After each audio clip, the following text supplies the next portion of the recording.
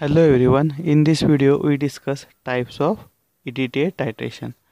आता ह्या व्हिडिओमध्ये आपण EDTA टायट्रेशनचे टाइप्स बघणार आहोत. 5 प्रकारचे टाइप्स आहेत EDTA टायट्रेशनचे. EDTA टायट्रेशन 5 प्रकारे केले जातं.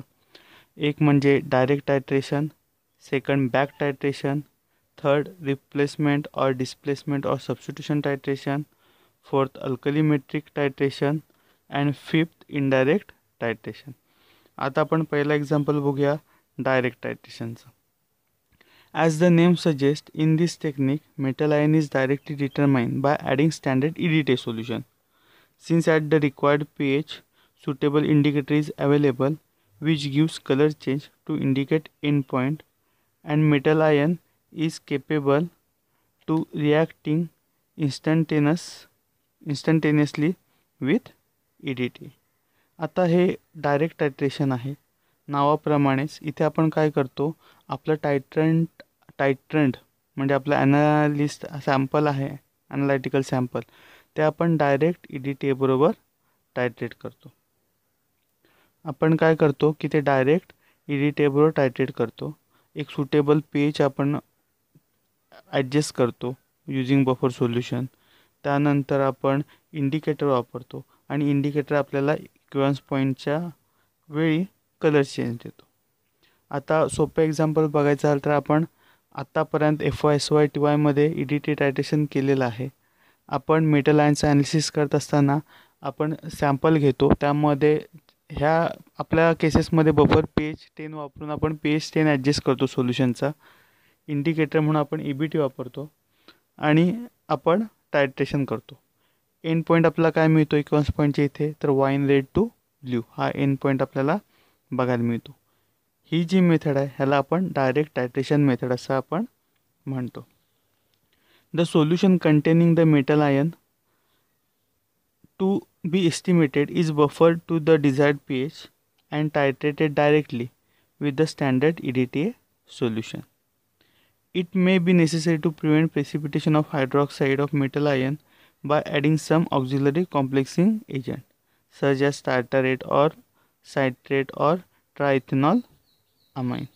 आता इथे आपण काय करतो, मागाशी बघितल्याप्रमाणे ह्या प्रोसेसमध्ये आपण आपला जो मेटल आयनचा एस्टिमेशन करत असताना मेटल आयन आपण सुटेबल बफर सोल्युशन वापरून ठराविक pH त्या सोल्युशनचा मेंटेन करतो आणि मग EDTA बरोबर डायरेक्ट टायट्रेशन करतो. आता बऱ्याचदा हा pH हाय असतो, आपण डिसॲडव्हान्टेज बघितलं. EDTA टायट्रेशनच्या वेळी pH हाय असल्यामुळे हायड्रोलिसिस किंवा हायड्रोजनेशन आपल्या मेटल आयनचं होऊ शकतं आणि ते होऊ नये म्हणून काहीतरी ऑक्झिलरी कॉम्प्लेक्सिंग एजंट आपण टार्टरेट, सायट्रेट किंवा ट्रायथिनॉल अमाइन आपण ॲड करतो. डायरेक्ट टायट्रेशन मेथड ही सिम्पल मेथड आहे. ह्या मेथडमध्ये आपण डायरेक्ट मेटल आयन EDTA बरोबर टायट्रेट करतो. A large number of metal cation suitable for direct determination like copper 2+, zinc 2+, except. आणि मोठ्या प्रमाणात मेटल आयनचं ॲनालिसिस आपण ह्या मेथडने डायरेक्ट टायट्रेशन मेथडने करतो. त्यानंतर सेकंड टायट्रीमेट्रिक मेथड आहे, ती म्हणजे बॅक टायट्रेशन. आता आपण बॅक टायट्रेशन का करतो हे आपण थोडं डिस्कस करू. आता डायरेक्ट टायट्रेशन मेथड असताना बॅक टायट्रेशनची गरज काय, आता त्याची रिझन्स काय. A direct titration can not be perform for any of the following reason. आता काही रिझनमध्ये डायरेक्ट टायट्रेशन पॉसिबल नसतं. आता ती कोणकोणती रिझन्स आहेत. The reaction of metal ion with EDTA is slow. कधीकधी मेटल आयनची रिॲक्शन EDTA बरोबर स्लो असते. आपण एक हे बघितलं होतं, म्हणजे तुम्हाला आठवत असेल तर आपण लास्ट लेक्चरला आपण काही सिलेक्टिव्हिटी EDTAची सिलेक्टिव्हिटी वाढवणाऱ्या मेथड्स बघितल्या होत्या. त्यामध्ये आपण कायनेटिक मास्किंग बघितलं. आता या कायनेटिक मास्किंगमध्ये काय होतं की काही मेटल आयन असतात हे एकदम स्लोली EDTA बरोबर रिॲक्ट होतात. हे पहिले रिझन आहे. इथे आपण डायरेक्ट टायट्रेशन मेथड वापरू शकत नाही. दुसरं रिझन काय, the metal ion precipitates at the desired pH range suitable for direct titration आता काही मेटल आयन आहेत, हे जे सुटेबल pH असतो आपल्या टायट्रेशनचा, त्या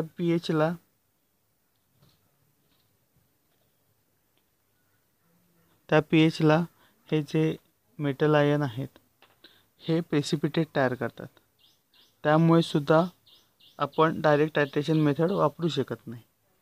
त्यानंतर तिसरं रिझन आहे, there is no suitable indicator available for direct titration. कधी सुटेबल इंडिकेटर डायरेक्ट टायट्रेशनसाठी अवेलेबल नसतो. मग त्या केसमध्ये आपण बॅक टायट्रेशन करतो. बॅक टायट्रेशन का करतो, तर डायरेक्ट टायट्रेशन परफॉर्म करू शकत नाही अशा केसमध्ये आपण बॅक टायट्रेशन करतो. आता कोणकोणत्या केसेसमध्ये, कोणकोणत्या रिझनमुळे, तर मेटल EDTA रिॲक्शन कधी स्लो असते. एखाद्या मेटल आयनची रिॲक्शन EDTA बरोबर कधी स्लो होते. Second, the metal ion precipitate a desire pH range suitable for direct titration. कधी डायरेक्ट टायट्रेशनसाठी एक pH आपण सिलेक्ट केलेला असतो आणि नेमका त्याच pHला आपला मेटल आयन प्रेसिपिटेट तयार करतो. ह्या केसमध्ये सुद्धा डायरेक्ट टायट्रेशन पॉसिबल नाही. And third, there is no suitable indicator available for direct titration. कधी सुटेबल इंडिकेटरसुद्धा अवेलेबल नसतो डायरेक्ट टायट्रेशनसाठी. त्या केसमध्ये आपण बॅक टायट्रेशनचा वापर करतो. In such cases excess of standard EDTA is added to the sample metal ion solution. Resulting solution is then buffered to desired pH, and excess of reagent, that is unreacted EDTA, is then back titrated with standard metal ion solution by using suitable metallochromic indicator, which responds to the metal ion introduced in back titration. Usually standard metal ion solution use are zinc chloride, zinc sulfate, magnesium chloride, magnesium sulphate. आता back टायट्रेशनमध्ये आपण काय करतो, आता आपण बघितलं काही cases आहेत जिथे डायरेक्ट टायट्रेशन होऊ शकत नाही. त्या केसेसमध्ये आपण बॅक टायट्रेशनचा वापर करतो. आता बॅक टायट्रेशनमध्ये आपण काय करतो, तर आपण सुरुवातीला आपले जे मेटल आयन सोल्युशन आहे त्यामध्ये एक्सेस अमाऊंटमध्ये EDTA, known volume of excess amount, known concentration असलेला EDTA आपण ॲड करतो. ॲड केल्यानंतर आपण त्याची रिॲक्शन होऊ देतो, सुटेबल बफर ॲड करतो, pH मेंटेन करतो आणि ती रिॲक्शन होऊ देतो. आणि रिॲक्शन कंप्लीट झाल्यानंतर जो एक्सेस EDTA आहे अनरिॲक्टेड, ज्या EDTAने रिॲक्शन दिलेलं नाही, असा अनरिॲक्टेड EDTA आपण बॅक टायट्रेट करतो. कोणाबरोबर, तर एखाद्या स्टँडर्ड मेटल आयन सोल्युशन बरोबर. जनरली झिंक आयन सोल्युशन आपल्याला माहिती आहे, आपण स्टँडर्डायझेशन ऑफ EDTA बघितलं होतं. त्यामध्ये झिंक 2+ आयन आपण जनरली स्टँडर्डायझेशनसाठी वापरतो.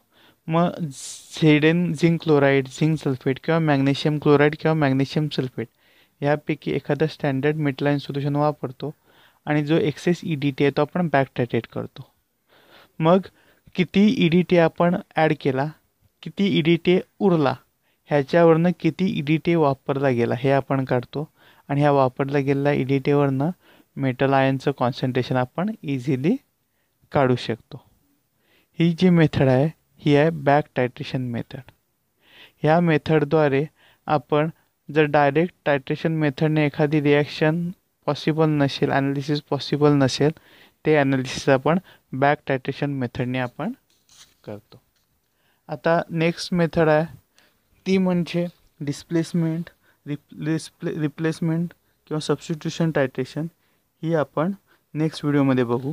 सोबत अल्कलीमेट्रिक टायट्रेशन मेथड आहे आणि इनडायरेक्ट टायट्रेशन मेथड. ह्या ज्या मेथड्स आहेत ह्या आपण नेक्स्ट व्हिडिओमध्ये बघूया. आता आपण इथे थांबूया. थँक्यू.